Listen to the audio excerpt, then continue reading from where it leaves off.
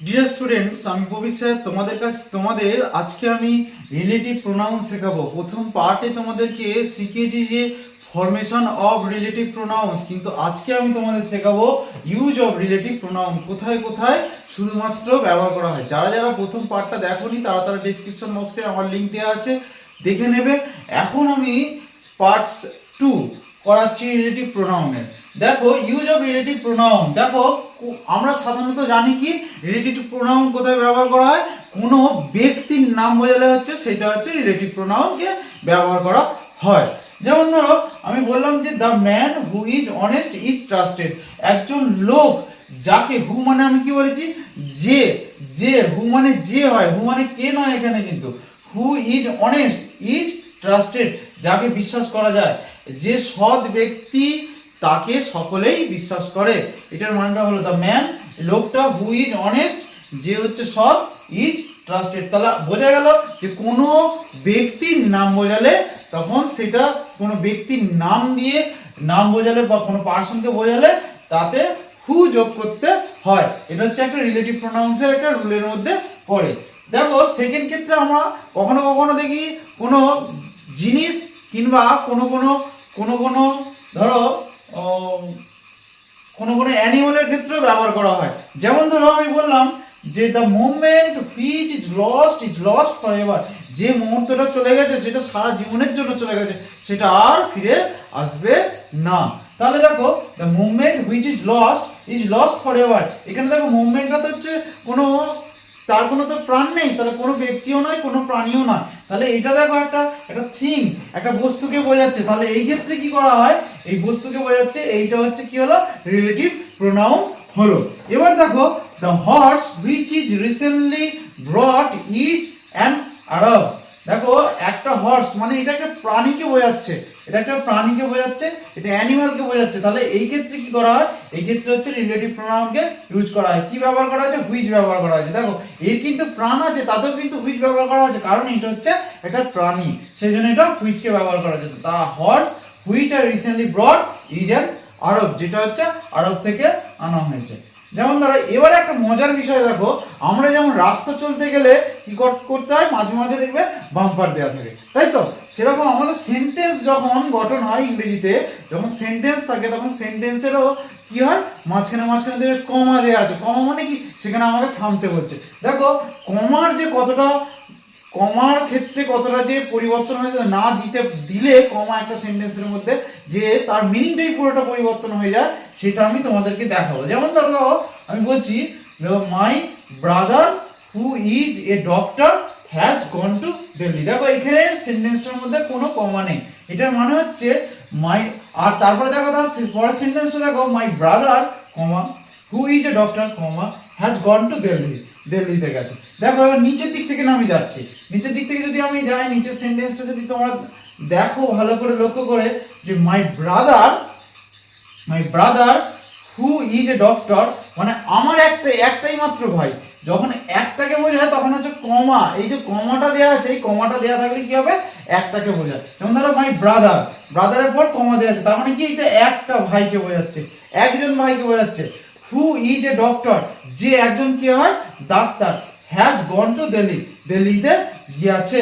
তাহলে কি, এটা একজন ভাইকে যদি বোঝায় তখন সেটা কি করা হয়, সেটা হচ্ছে শুধুমাত্র কমা দিয়ে বোঝানো হয়। কিন্তু দেখো উপরের ক্ষেত্রে my brother who is a doctor has gone to Delhi, এটা মানে আমার অনেকগুলো ভাই আছে, এখানে কিন্তু এস যোগ করতে হলো না, শুধুমাত্র কমা না দেওয়ার জন্য, শুধুমাত্র কমা না দেওয়ার জন্য অনেকগুলো ভাই বুঝে গেল। তাহলে মাই ব্রাদার মানে আমার অনেকগুলো ভাইয়ের মধ্যে থেকে one of the brothers, my brother who is a doctor has gone to Delhi, মানে যে একজন ডাক্তার সে দিল্লিতে গেছে। দেখো এখানে তাহলে বুঝতে পারলে, তাহলে আমি কি বললাম, যদি কমা দেওয়া থাকে তাহলে মেন কথাটা কি হলো, যদি দেখো কোনো জায়গাতে সেন্টেন্সের ক্ষেত্রে কমা দেওয়া আছে তাহলে কি হবে, যেমন ধরো এটা কি বললাম, তাহলে কি হবে, একটা মাত্র শুধুমাত্র ভাইকে বোঝায়। কিন্তু যখন দেখবে সেন্টেন্সে কমা দেওয়া নেই, তাহলে একের বেশি ভাই তার আছে। তাহলে এইখানে দেখো, এবার এটা তাহলে ক্লিয়ার হয়েছে কনসেপ্টটা। এবার দেখো সেকেন্ড, এইটা ক্ষেত্রে দেখো this is the best that, এবার কোথায় কোথায় দ্যাট বসানো হয়। দ্যাটের যে ব্যবহারটা কতটা মিষ্টি তোমাদের লাগবে, কত অদ্ভুত ধরনের লাগবে সেটা তুমি বুঝতে পারবে না। দেখো দ্যাটের ব্যবহারের ক্ষেত্রে দেখো, this is the best that we can do, এটাই হচ্ছে সবচেয়ে। তাহলে আমরা ডিগ্রি চেঞ্জ শিখেছি, 3টে ডিগ্রি। এরপরে আমি শেখাবো, প্রত্যেকটা ক্লাস তোমরা করতে থাকবে, আমি পরপর সিরিজ ধরে ধরে যাচ্ছি, প্রত্যেকটা ক্লাস কিন্তু করবে, একটা ক্লাসও মিস করবে না। দেখো this is the best that we can do, আমি বললাম কি 3টে ডিগ্রি, একটা হচ্ছে পজিটিভ ডিগ্রি, কম্পারেটিভ ডিগ্রি এবং সুপারলেটিভ ডিগ্রি। যখন আমি অ্যাডজেক্টিভ করাবো তখন হচ্ছে এই ডিগ্রি চেঞ্জটা তোমাদেরকে শেখাবো। দেখো এখানে বেস্টটা হচ্ছে সুপারলেটিভ ডিগ্রি, তাহলে সুপারলেটিভ ডিগ্রির ক্ষেত্রে শুধুমাত্র দ্যাটের ব্যবহার করা হয়ে থাকে। যেমন দেখো this is the best that we can do, এটাই হচ্ছে সবচেয়ে সঠিক যেটা আমরা করি। তাহলে দেখো এবার দেখো অল, সেম, এনি, নান, নাথিং আর অনলি, এইগুলোর ক্ষেত্রেও কি করা হয়, দ্যাটের ব্যবহার কিন্তু হয়ে থাকে।